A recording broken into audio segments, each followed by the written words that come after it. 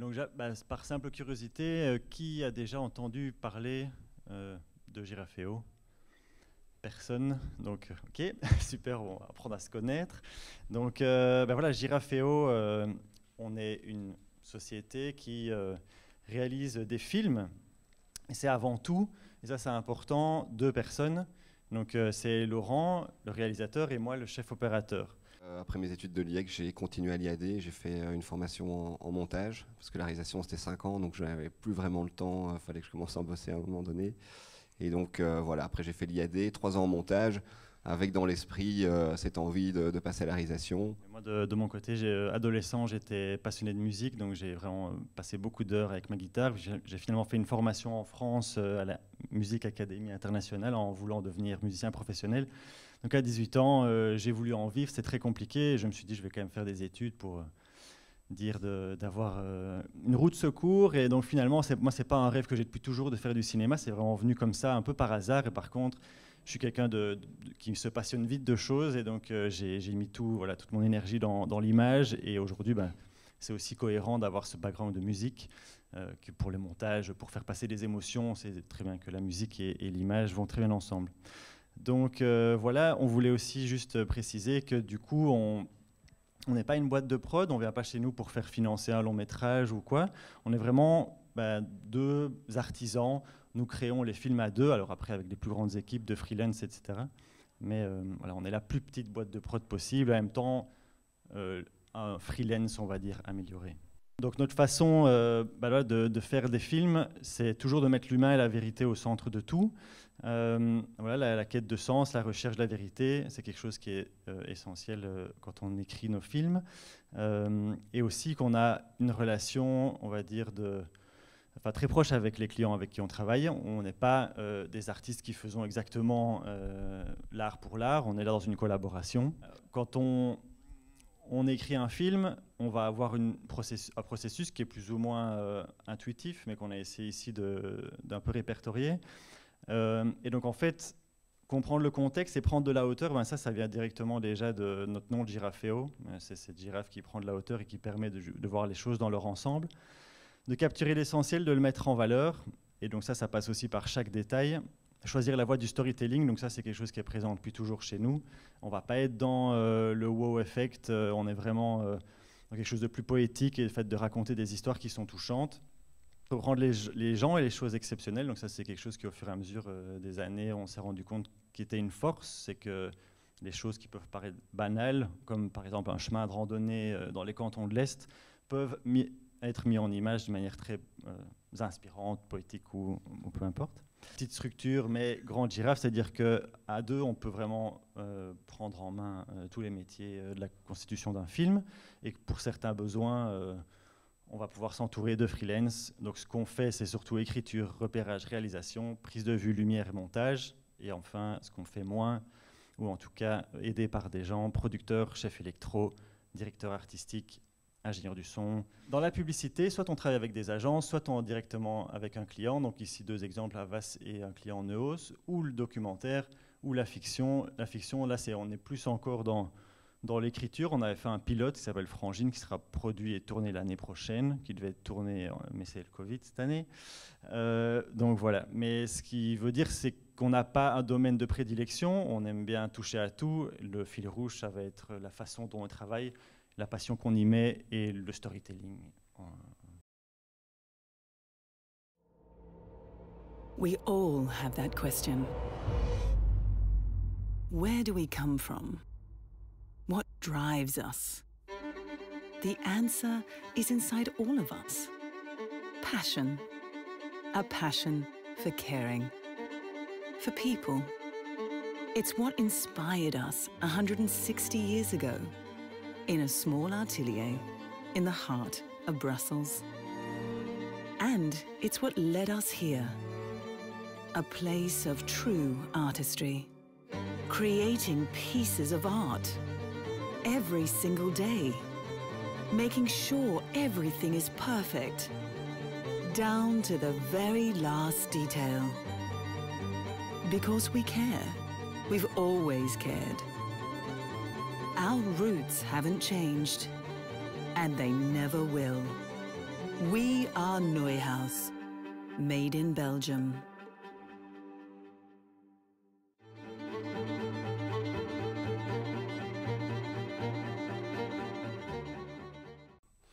Alors ici, c'était pour Neuhaus, ils cherchaient à faire 3 films sur 3 sujets. C'était de dire qu'ils étaient made in Belgium par rapport à se démarquer par rapport à d'autres grandes marques de chocolat qui maintenant, comme pas mal de produits, se produisent ailleurs parce que la main-d'œuvre est moins chère. Aussi qu'ils avaient, bon, ça c'est un peu dans la mouvance aujourd'hui, toutes les marques le font un peu, mais le côté sustainable, un peu vert. Donc ils ont acheté leur propre plantation de cacao en Équateur. Parce que, bon, voilà, évidemment, le cacao et, on va dire, le café, ce sont 2 secteurs où, évidemment, on a peu de contrôle sur ce qui est fait voilà, à l'étranger. Et donc, c'était aussi de faire un film en Équateur. Bon, évidemment, ça a été aussi postposé à cause du Covid. Et un dernier sur les inventeurs. Et ici, le premier film, c'est donc le côté Made in Belgium. Et au-delà du chocolat, parce que le chocolat, évidemment, il vient d'ailleurs, mais c'était de dire qu'il y avait des hommes et des femmes qui le fabriquaient et qui le fabriquaient ici à Anderlecht, dans l'usine de Neuhaus. C'est aussi un cas typique d'une collaboration avec un client où on va aller proposer un concept, écrire la voix off et tout réaliser de A à Z.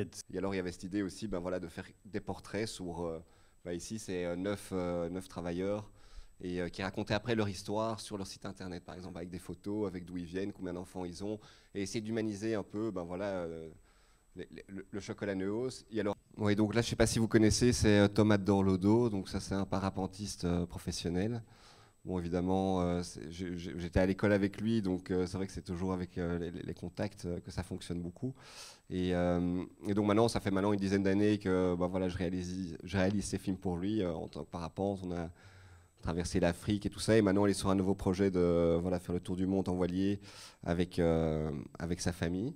Et donc là on fait c'est une émission qui s'appelle Explore sur RTL, et donc c'est des 26 minutes. En gros, nous on est mandatés pour ramener les images. Après, bon, RTL paye un monteur qui va travailler 4-5 jours et monter en 26 minutes, donc il enquille le truc très très vite.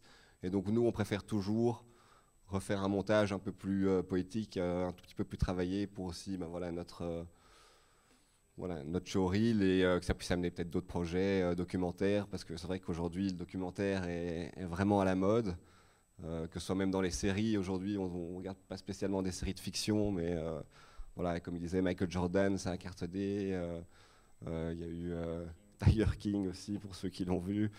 Mais donc voilà, maintenant le documentaire en tant que tel fonctionne très très bien. Un relief, quoi. On cherche pendant toute la journée, on tourne autour de l'île, dans un endroit, dans l'autre. On finit par trouver un terrain vague qui est bien exposé au vent, mais qui est une espèce de décharge de vieilles briques et de vieux cailloux. Le seul endroit probablement un peu crade de l'île, mais qui est ouvert sur la mer et qui nous donne une possibilité de décoller.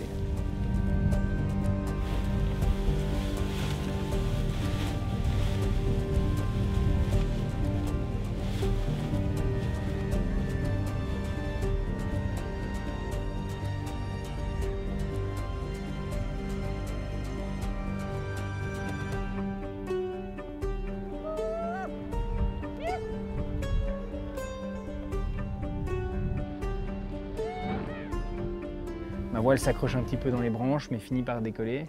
Et là, je pars pour un vol complètement dingue, quoi.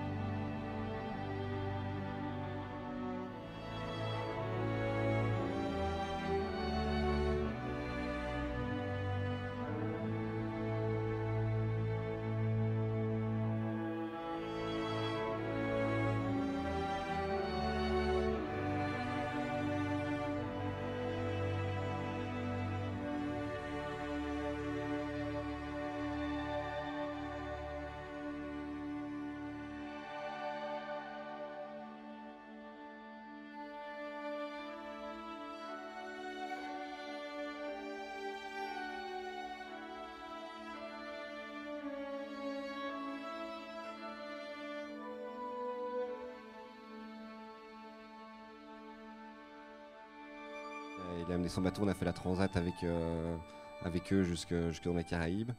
Et donc là, c'était un projet de 1 mois quand on est parti. Et par rapport à Giraféo et la petite structure qu'on est, ce qui est chouette aussi, c'est que du coup, on garde une certaine liberté pour des projets qu'on veut réaliser juste par passion. Et on n'a pas cette pression, par exemple, d'avoir... souvent, en fin d'année, de temps en temps, il y a ton comptable qui dit « Ah, tu pourrais peut-être engager l'une ou l'autre personne ». Après, il faut savoir que c'est des frais fixes qui rentrent à l'année sur une petite structure comme la nôtre. Et dès que tu pars sur des projets un tout petit peu plus personnels, où il y a un tout petit peu moins de budget, il faut savoir que la boîte, il faut qu'elle continue à tourner. Tandis que si on est une équipe très légère, juste à deux, on garde ses libertés, en tout cas financières. Et on essaye de vraiment doser cet équilibre entre, on va dire, publicité qui nous permet de vivre, et après des projets qui soient documentaires ou de fiction, où, on ne va pas se mentir, c'est plus difficile de gagner sa vie.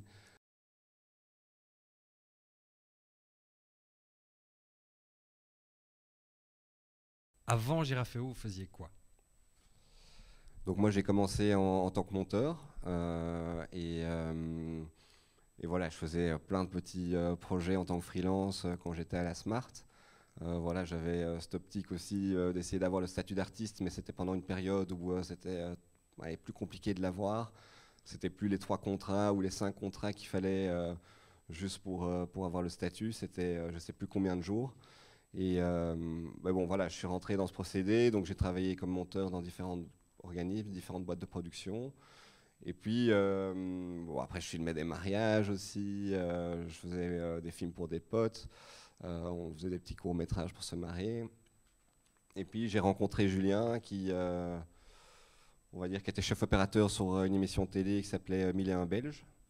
Et j'ai entendu qu'il cherchait un monteur, et donc là ça faisait un monteur pour une émission de télé, ça te fait beaucoup de jours, donc j'ai dit ok, j'ai été postulé, j'ai été pris.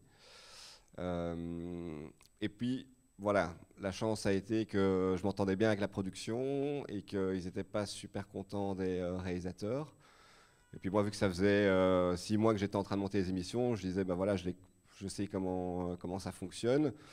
Si tu veux, je veux bien essayer d'en réaliser une ou deux. Et j'ai commencé du coup à réaliser cette émission qui s'appelait 1001 Belges, avec Julien qui était chef opérateur, et à l'époque une autre personne. Et on a vu que ça a matché directement. Tout à fait. Donc moi j'avais le parcours un peu parallèle, j'étais freelance aussi, je sortais de la INRACI du coup, et là j'étais indépendant. Je me suis mis par contre directement en statut full indépendant en me disant c'est en me jetant dans l'océan que j'apprendrai à nager. Et donc j'avais mes petits contrats à droite à gauche. Là on partageait donc un coworking, c'est comme ça qu'on s'est connus, parce qu'à la base on ne se connaissait pas. Et on se regardait de loin, un peu, on avait chacun nos clients, et moi j'avais quand même cette ambition d'un jour faire des projets avec des marques peut-être un peu plus, avec de la lumière. Souvent, en fait, quand on est juste freelance, on a accès, on prend une caméra, un peu de son et on fait des after-movies, on fait des choses comme ça. Et j'avais envie d'aller un peu plus loin dans la création des films. Donc, je savais qu'il fallait créer une structure. Sur le côté, j'avais notamment suivi des cours à l'ICHEC qui s'appelait une formation Start PME en cours du soir pour aider à créer sa société. Donc j'avais déjà en fait le Giraféo, j'avais déjà beaucoup de choses en moi, mais j'avais pas encore le bon partenaire. Et puis jusqu'au jour où on s'est retrouvés sur ce plateau. Et Laurent et moi, on est très très différents, mais il se fait que quand on travaille ensemble, il y a souvent un petit truc qu'on ne sait pas d'où ça vient, mais qui se passe.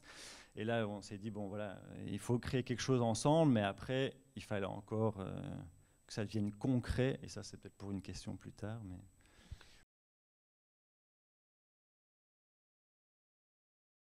On est resté longtemps avec l'idée on savait qu'on voulait s'associer, mais on franchissait pas le cap, déjà parce qu'on avait chacun encore un peu nos clients et qu'on voulait terminer un peu tous les projets qu'on avait, mais il y en avait toujours qui s'ajoutaient. Et en fait, un beau jour, on m'a proposé un projet une campagne qui s'appelle Mons 2015, donc qui a été Mons était la capitale européenne de la culture, et il fallait faire tous les spots TV. Et donc du coup là on s'est dit c'est le bon moment en fait, parce qu'on va avoir un budget intéressant de publicité qui va nous permettre de créer les statuts de la société, et si jamais dans les 3 mois qui viennent on n'a pas de contrat, on aura au moins ce petit coup de pouce pour démarrer, et puis on verra bien. Mais ça a été vraiment le déclic, Et ça, donc, je remercie encore aujourd'hui un certain Jean-Charles Delafaye, directeur artistique, qui m'a fait confiance alors que moi j'étais encore plus jeune que Laurent, parce que je suis un peu plus jeune, mais on va dire que j'avais fait 2-3 ans de freelance, et il m'a confié une campagne qui honnêtement était bien trop importante pour nous à l'époque, mais on s'en est bien tiré. La campagne a fait du bruit dans les médias, notamment sur quelques sites de publicité, etc. Et donc, en fait, assez rapidement, aussi les agences de pub ont fait « Ah, Giraféo, une nouvelle boîte de prod ». Enfin, on ne sait jamais trop si on est un duo, une boîte de prod, mais enfin, en tout cas, on était là. Et ça nous a permis, en fait, de rapidement enchaîner d'autres projets. Oui, ce qu'il faut savoir, c'est oui, quand tu lances d'abord une boîte de prod, évidemment, tu as des frais de bureau, plein de choses. Et le fait d'avoir ce premier contrat... voilà, qui était quand même beaucoup d'argent pour nous qui étions d'abord freelance, parce que c'est vrai qu'à la base, on s'était peut-être posé la question, ouais, on va peut-être rester avec nos statuts chacun, et puis on va se partager en 3. Mais ça facilitait quand même la chose de créer une SPRL, de mettre tout ça ensemble. Et puis, voilà, moi, je suis passé indépendant aussi à ce moment-là. Et c'est vrai que ça donne un petit boost de vouloir encore plus bosser. Et la chance a fait évidemment que la campagne a bien marché. Et puis le bouche à oreille a un tout petit peu fonctionné. Et vu que moi j'avais étudié à l'IEX aussi pendant 4 ans. En ACEP, donc c'était animation sculpturelle, c'était autre chose. Mais j'avais quelques amis qui étaient en publicité. Et donc j'avais quand même pas mal d'amis qui étaient dans différentes agences. Et grâce à ça, j'ai reçu des pitchs pour différents films. Et puis, on a commencé à élaborer des dossiers pour défendre nos idées par rapport à certains pitchs. Et on en a gagné certains, perdu d'autres. Et puis, petit à petit, on s'est construit comme ça. Et on existe toujours. Alors qu'on s'était peut-être dit, si dans 9 mois on se tape dessus, on arrête. Et c'était en 2014, donc ça va faire 6 ans.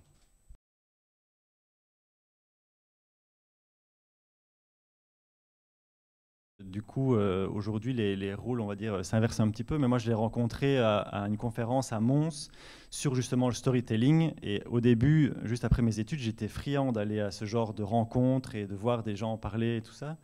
Et Jean-Charles est quelqu'un, en plus, qui s'exprime super bien, très inspirant. Oui.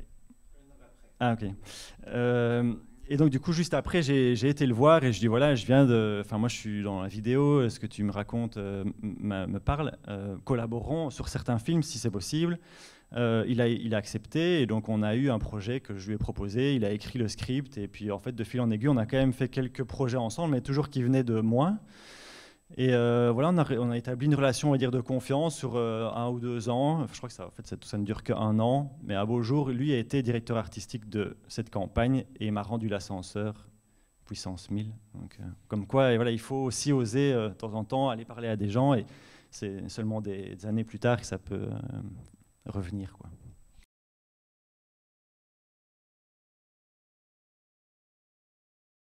Mais je pense que parce qu'on n'est pas les plus communicants, on va dire, sur les réseaux, etc. Mais je pense aussi que ce qui est important, c'est de revenir à la base et c'est de créer un socle. C'est pour ça que je voulais parler notamment de Giraféo, du nom, du logo et tout ça, et d'être à la fois, de penser toujours différenciation et cohérence. Et ça, c'est en fait du branding qui fonctionne tout seul. C'est-à-dire qu'on ne paye pas de publicité Facebook, on n'est pas trop là-dedans, on aime bien...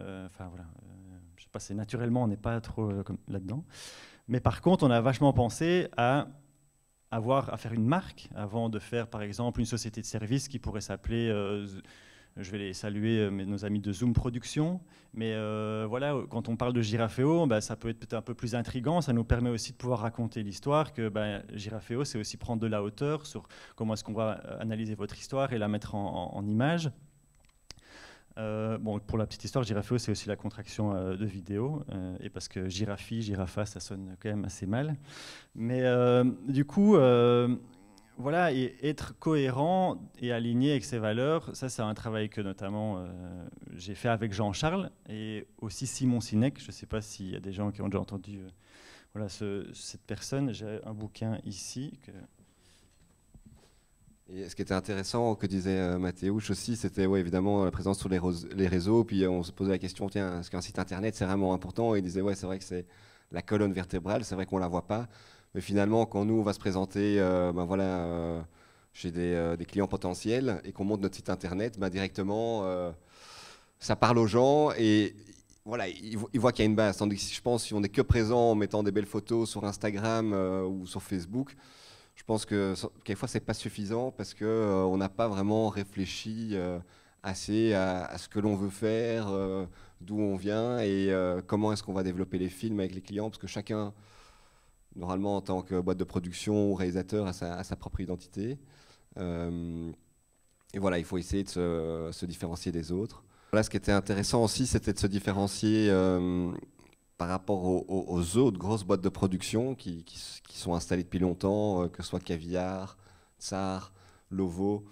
Et la chance pour les petits acteurs comme nous, des petits freelances, c'est vrai qu'à un moment, nous, on avait du mal à gagner notre vie, donc on s'était dit, bon, c'est vrai que ce serait bien qu'on soit producteur aussi, parce que comme ça, on peut nous-mêmes, évidemment, être maître du budget et pouvoir faire nos marges comme une boîte de production l'a fait.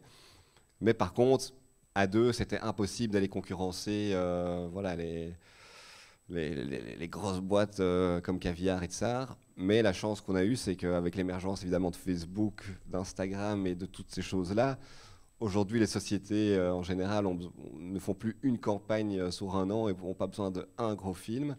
Ils ont besoin de contenu continuel et donc continuellement. Et nous, on est un peu rentré dans ce marché-là, donc dans des budgets qui sont moindres, mais avec lesquels, évidemment, on a beaucoup plus de liberté et avec une récurrence qui est quand même plus agréable que de choper une campagne à l'année, évidemment, qui peut te mettre à l'aise pour quelquefois pour un an, hein, si on a vraiment des grosses campagnes. Mais ici, nous, on est plutôt à travailler sur une vingtaine de films par an, sur des budgets qui sont plus restreints et qui font évidemment aussi moins peur à certaines marques. Et si, avec l'évolution de la technologie, maintenant, avec des budgets qui sont pas énormes, on arrive quand même à faire de la qualité. Et comme tu disais, par rapport aux amis, évidemment, après, il faut délivrer aussi. Donc, il faut que les films soient bons. Et après, dans ce monde-là, je veux dire, c'est comme dans le cinéma, c'est que de temps en temps, quand tu mets le pied dans le système, après, la roue tourne un peu toute seule. Hein, donc, le plus dur, c'est le premier pas, si je parle de mon expérience. En fait, je ne sais pas si on l'explique vraiment. Comme Laurent dit, et bon, c'est aussi pour ça que c'est intéressant pour nous de venir témoigner de ça, c'est qu'on n'a pas de recette miracle. Je pense qu'à un moment donné, il y a aussi le bouche-oreille qui fonctionne énormément, il y a ce qu'on fait, il y a la qualité qui j'espère est là. Et on a posté, hein, chaque fois qu'on fait un film, on poste sur les réseaux, mais je veux dire, on n'est pas vraiment proactif. Et alors, on n'appelle pas des sociétés pour aller se présenter, dire voilà, on fait des films, est-ce que ça vous intéresse? On est plutôt low profile et quand les gens... Après, c'est une force aussi d'être dans cette démarche-là, parce que quand quelqu'un vient chez vous, c'est lui qui a la demande et donc on peut alors adapter notre proposition créative ou budgétaire en fonction de ça, alors que si on est le démarchant, on est déjà celui qui veut vendre quelque chose. Donc ça, c'est quelque chose avec lequel on est moins à l'aise. Bon, je pense que le like en soi n'est pas tellement important parce que finalement, moi, je like jamais quelque chose sur Facebook ou Instagram. C'est rare, je le vois juste défiler, j'ai l'info. Et ça veut dire que quand même, les gens ont entendu parler de vous. Et donc, voilà, ça suffit. Et vu que, ici, on parle pour la publicité, c'est pas un monde qui est énorme. Et on va dire, dans notre secteur de marché, il y a finalement peu d'acteurs, ou bien des gros comme Story.me ou 87 secondes ou des choses comme ça. Mais nous, on se démarque aussi parce que c'est nous qui réalisons les films qu'on va vendre. En fait, souvent, une marque va avoir affaire avec un producteur ou un directeur de production qui va représenter un tel ou un tel réalisateur. Et c'est lui qui va aller vendre le film au client ou à l'agence. Et donc, c'est un intermédiaire. Et ce qu'on a remarqué, en tout cas, que les gens aimaient bien quand on travaillait en direct avec des clients, c'est que finalement, quand on leur explique le film, je ne l'explique pas en tant que producteur, je l'explique en tant que réalisateur et chef opérateur, comment est-ce qu'on voit l'image. Et donc, il y a ce rapport direct et cette collaboration se fait directement, et je pense que ça, voilà, les clients aiment bien ça. C'est comme si tu construis une maison et que tu parles toujours avec un entrepreneur mais qui ne sait pas poser une brique. Bah, de temps en temps, tu es plus à l'aise à parler directement avec l'ouvrier voilà, qui construit ta cuisine. Vraiment, ce qui nous démarque, je pense, c'est vraiment cette approche humaine, empathique qu'on a avec le client, et que vraiment on l'intègre dans le processus créatif. Évidemment, on n'est pas parfait et on aimerait aller plus loin. Et pour l'instant, on est justement en pleine réflexion sur comment utiliser un peu le SEO, qui est vraiment hyper en vogue pour le moment. Par exemple, notre site n'est pas du tout SEO-friendly, donc il n'y a pas d'article, on n'a pas de bons mots-clés. Enfin, je veux dire, tout est codé pour que ce soit juste beau, mais pas Google ne comprend pas trop. Donc là, on se fait aider par justement une étudiante en marketing digital, qui est en master complémentaire, donc qui fait voilà, son mémoire sur nous. Mais ce n'est pas encore en place, mais il y a des changements importants qui vont être mis en place pour justement aider à drainer du trafic digital. Mais par exemple, nous, on pense qu'on va plutôt se diriger vers des campagnes, si on en fait, LinkedIn, où on va pouvoir cibler, parce qu'avec l'expérience qu'on a maintenant, on sait que les décideurs, ça va être une responsable marketing de chez Neos. Il n'y a pas besoin de convaincre tout notre newsfeed Facebook, on doit juste toucher cette personne. Et donc là-dessus, si on identifie un maximum de marques avec qui on a envie de travailler parce qu'on est inspiré par leurs produits ou par leur façon de voir de créer ce qu'ils font, on peut directement voilà, rentrer en contact avec eux, on espère, avec une campagne LinkedIn bien tapée. Et donc pour l'instant, ça a aussi tourné, comme on disait, assez naturellement. Et cette réflexion, on l'a eu grâce aussi au moment plus calme dû au Covid, et qu'on s'est dit peut-être que la reprise va être très compliquée. Donc on va devoir être proactif pour une première fois dans notre vie, de vraiment communiquer, dire aux gens, voilà, on existe et on travaille comme ça, à voir comment tout ça va se faire. Plusieurs raisons, mais déjà parce que, d'une certaine manière, faire une belle image, ça devrait couler de source dans les métiers, on va dire, voilà, qu'on fait. On n'a pas envie de prouver qu'on sait faire une belle image. Ce qu'on veut prouver, c'est qu'on peut raconter une belle histoire et faire un film qui est cohérent par rapport à un projet spécifique. Donc, pour nous, ça n'a pas vraiment de sens chaque année de poster son showreel 2018-2019 avec ses plus belles images, surtout que c'est quelque chose qu'on consomme très rapidement et qui est un petit peu creux.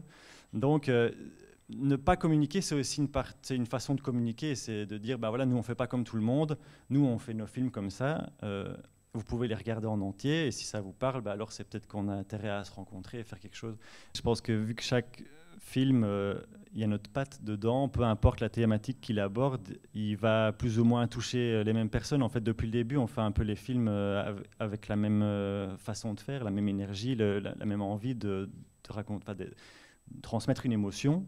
Donc, voilà, je pense qu'en en voyant un, il peut imaginer les autres, et comme on en poste quand même, on va dire un par mois, c'est plus ou moins, on va dire, un film, on fait plus ou moins un film par mois, je vais dire, publiable. Bon, peut-être un tout petit peu moins, on publie pas tout non plus, mais donc du coup, ça permet quand même d'avoir une certaine forme de, enfin voilà, on est là, voilà, nouveau film, et on espère qu'il est chouette, quoi. Bon, si on est belge, hein, donc je pense que voilà, on est par définition quand même low profile, donc se vendre à l'américaine et voilà, et faire des posts et des posts, c'est plutôt quelque chose qui moi personnellement peut plus m'agacer qu'autre chose. Et donc j'ai l'impression que de temps en temps même ça marche auprès de certaines marques. Voilà, on vient pas avec nos gros sabots en disant voilà, on a déjà fait ci, on a déjà fait ça. C'est pour ça qu'on n'aime pas trop non plus la prospection ou aller démarcher des clients, parce que c'est vrai que là on se sent directement un tout petit peu inférieur parce qu'on essaye de vendre quelque chose. Il n'y a pas vraiment d'outils d'analyse, hein, donc on calcule ça en fonction des mails, les coups de téléphone qu'on reçoit. Et si on a des projets sur les 3 mois qui suivent, on est serein. On ne va pas chercher à beaucoup plus long terme. Maintenant, de nouveau, c'est quelque chose qui est en train de se mettre en place. On vient d'installer Google Analytics. Bon, on a vu qu'on n'avait pas beaucoup de visites. Et voilà, d'un petit peu monitorer le tout, mais ça ne sert à rien de monitorer quelque chose qu'on ne fait pas. Donc il faut d'abord qu'on active plus des publications. Alors il faudrait publier des choses qui nous inspirent, comme disait tout à l'heure Mathéus, des articles, écrire, et voilà, ça c'est aussi des choses qui sont au programme. Après, c'est par les marques aussi. Eux touchent évidemment beaucoup plus de personnes que Julien et moi. Donc, par exemple, quand Neos voilà, publie un film, il y en a qui vont sûrement demander par qui ça a été fait, et via les réseaux sociaux. Et ça marche tout seul. Thomas Dorlodo, par exemple, ouais, il va y avoir peut-être 100 000 vues sur son film ou plus. Et puis, ça, évidemment, nous, on est mentionné dedans. Et donc, voilà, ils nous taguent dans Facebook, des choses assez simples. Mais voilà, le travail se fait un peu de par lui-même.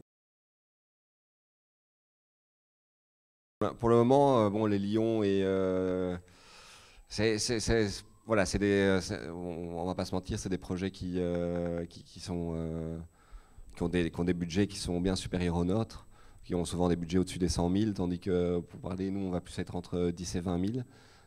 Mais bon, voilà, on est qu'une équipe de deux, et puis de temps en temps, quand on a des plus gros projets, mais si on les réalise et qu'on les tourne nous-mêmes, on va dire notre capacité va se limiter à des projets à 60, 70 000 grand maximum, parce que sinon, à un moment, il y a beaucoup trop de trucs à gérer.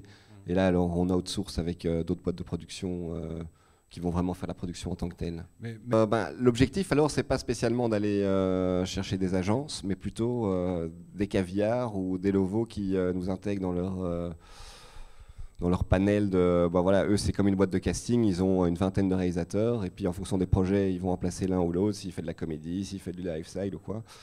Nous, voilà, c'est plutôt, on va dire, documentaire, inspirant, et avec une touche un peu esthétique et publicitaire. Et on dirait pas non, s'ils ont vraiment un chouette projet, qu'on puisse finalement nous réaliser, on va dire, en duo, mais c'est eux qui gèrent la production. Avec Lovo qui voulait peut-être tourner avec nous, on leur avait dit ouais, on peut tourner cette pub pour vous en tant que duo Real Chef Op, comme ils en ont plein, Helvetica, enfin des différents réalisateurs qui sont en fait des duos. Et le problème, c'est qu'on ne pouvait pas garder Giraféo parce que c'est-à-dire qu'en nous citant, ils vont référencer une autre boîte de production. Et là, du coup, il y avait conflit d'intérêts et il nous disait voilà, si vous voulez être un réel chef-op, un duo réel chef-op, il fallait trouver un nouveau nom, quoi. Ce qu'on n'a pas encore fait. Parce que moi, je suis convaincu qu'en fait, on ne le savait pas à la base. On a créé Giraféo en se disant on est une boîte de prod, et puis on s'est dit mais en fait non, on n'en est pas une, on est un duo, etc. Et j'ai pas du tout envie aujourd'hui de mettre Giraféo à la poubelle et de lancer un duo, un autre nom. Je pense qu'en fait, il est devant nous. Et en fait, Giraféo, c'est notre duo. Et donc, en fait, c'est aussi pour ça qu'on est en train de réformer un tout petit peu notre communication. C'est qu'il faut insister sur plutôt ce côté duo, taille humaine, on écrit, on fait un peu de tout, mais on n'est pas une boîte de prod qui vient concurrencer les autres. On est plutôt là pour les aider à réaliser un film et de nous voir vraiment comme un duo. Donc peut-être qu'il faut changer la baseline, peut-être qu'il faut changer le site, peut-être qu'il y a des petits ajustements à faire, mais pour pouvoir aussi bien jouer sur le tableau d'une marque qui aurait confiance à travailler avec nous parce qu'on est une structure, et en même temps travailler avec des boîtes de prod ou des agences en disant on est juste deux et on peut réaliser votre projet. Après, on fait des films à taille humaine aussi, je pense que donc ça c'est quand même plus agréable que quand on a des grosses marques qui viennent te voir avec beaucoup d'argent. Alors finalement, le côté artistique, il est vraiment mis de côté. Ça doit être des canevas à devoir vraiment... Tandis que nous, on a souvent plutôt des cartes blanches et sans trop de pression aussi. Donc je pense que c'est plus agréable à vivre que différents amis où finalement quand on produit du très très lourd, je pense qu'il faut avoir vraiment les épaules très très solides et il faut, je pense, avoir des personnalités aussi très fortes. Donc au final, maintenant on essaye, en venant à une conférence ici, évidemment de sortir un peu de notre zone de confort, parce qu'on verra bien, peut-être qu'à 50 ans on sera plus toujours à se balader avec nos caméras et tout ça. Mais par exemple, Frangine qu'on réalise pour la RTBF, j'ai été vendre le projet avec mon scénario là-bas, et donc donc c'était les web-séries, c'est les formats courts en fait qui, on va dire, c'est un peu les nouveaux formats qui vont peut-être arriver sur le marché. Et donc voilà, c'est une web-série qui fait 10 fois 15 minutes. Et donc c'est des formats qu'on peut facilement regarder aussi dans les transports en commun. Donc ça doit être assez léger, pop, avec un rythme assez soutenu. Et donc là, il y a des appels à projets qui se font via l'RTBF. que j'avais fait finalement un pilote où j'avais reçu 10 000 € pour le faire, mais c'était Théorie du Y qui avait gagné finalement au système de vote parce qu'on n'était toujours pas à la page avec ce truc-là. Mais la RTBF m'a dit ah, j'aime bien ton projet, donc reviens à nous si à un moment tu veux développer le projet. Et ce que j'ai fait, donc ça j'ai reçu un accord pour voilà, d'un certain montant pour une coproduction. Mais voilà, évidemment c'était beaucoup trop d'argent, donc ça j'ai été voir Belugatri avec Diana Elbaum, voilà, qui produit la série, qui est voilà, associé aussi à Caviar. Et donc l'un dans l'autre, voilà, c'est d'essayer d'établir un maximum de contacts. Girafeo sera producteur, donc Julien et moi on est tous les deux producteurs, quand même à 50%. Donc il est ultra impliqué dans le processus. Dans l'écriture en tant que telle, non, ça c'est moi qui vais présenter la chose, c'est moi qui écris avec 2 autres scénaristes. Mais par contre, Julien, voilà, l'année passée, a réalisé un documentaire sur une des premières femmes belges qui fait la Mini Transat. Et c'était un projet complètement personnel, mais que Girafeo a produit avec ses moyens, évidemment. C'est aussi une chance, je pense, parce qu'il il écrit le scénario, mais moi je les ai évidemment déjà lus plein de fois. Il peut me parler de ses idées ou ses doutes par rapport à ça. Donc j'ai pas du tout écrit, mais j'ai été quand même un soutien. Et directement, on peut aussi parler de mise en scène, de lumière, d'ambiance. Et donc en fait, voilà, on va sans doute plus vite dans l'élaboration du storyboard parce que moi je suis déjà au courant depuis 3 ans que ce début d'écriture a commencé, donc on se rejoint toujours à un moment, quoi, même si parfois on prend des chemins un tout petit peu plus solo. Girafeo reste le socle et il n'y a que ça pour l'instant, quoi. Pour la petite histoire, en fait, voilà, moi au début, j'ai fait ça avant de rencontrer Laurent. Juste après l'ICHEC, je me suis dit ok, j'ai le nom, allons-y, je lance tous les chevaux et j'ai mis les petites économies que j'avais dans l'élaboration de toute la communication papier, donc aussi bien les factures, les phares, les machins. Et c'est pour ainsi dire une des premières fois en 6 ans qu'on va réellement les donner à toute une audience. Donc je pense que c'est pas là qu'il faut mettre son énergie. Par contre, de nouveau, je pense qu'il ne faut pas avoir 10 000 contacts dans la vie, mais il faut en avoir quelques bons. Et les quelques fois où j'ai donné cette carte en main propre à quelqu'un qui avait, on va dire, de l'intérêt pour moi, elle était suffisamment belle pour qu'ils se disent « Ah ouais, ok, le gars a quand même passé du temps, c'est joli. » Et je pense que ça a pu aider. Ouais, c'est quand même des petits détails qui, de temps en temps, peuvent faire la différence. Et voilà, comme tu dis, s'ils voient des petits trucs qui sont jolis, même dans un truc aussi bête que la facture, ça peut faire la différence par rapport à une autre boîte de production qui a peut-être le même prix que vous, mais parce que ta facture est plus belle et qu'elle est plus professionnelle, quelquefois ça peut juste faire la différence. Alors, moi je vais vous parler de ce bouquin que un ami Pierre me ramène, je lui avais prêté. Donc c'est ce fameux Jean-Charles Delafaye qui a écrit « Vous êtes fantastique » et qui est en fait comme Simon Sinek, c'est un peu la version belge et francophone de cette idée. Il dit que tout le monde a un talent, il faut l'identifier et il faut taper dessus. C'est avec ça qu'on communique. Voilà, nous, Girafeo, c'est la découverte de soi, des autres, découverte de ce qui est beau, en fait, découverte de la beauté intérieure, si on veut être poétique. Mais donc là-dedans, c'est pas de la grande philosophie, c'est assez pratique, mais ça permet à chacun de voir ce qui nous motive. Et voilà, dans des petites structures comme les nôtres, les gérants sont la société. Et je pense que c'est là-dessus qu'il faut se connaître pour bien communiquer, quoi, pour être cohérent. Donc si j'ai un truc à conseiller, c'est de se connaître, et ça, c'est un bon outil. Je pense qu'en tant qu'artiste dans ce domaine-là, on est toujours face à nos doutes. Et de temps en temps, on a toujours un peu l'angoisse de ne pas y arriver. Et je pense que le plus important, c'est même si on pense qu'on peut se planter, c'est avec l'échec qu'on apprend. Il faut pas avoir peur. Et souvent, ça se passe bien mieux qu'on l'avait imaginé. Par exemple, les premières campagnes, on était vraiment pas à l'aise, parce qu'après 2015, on a eu une grosse campagne avec Havas pour Peugeot. C'était aussi des très gros budgets où on tournait en France et tout ça.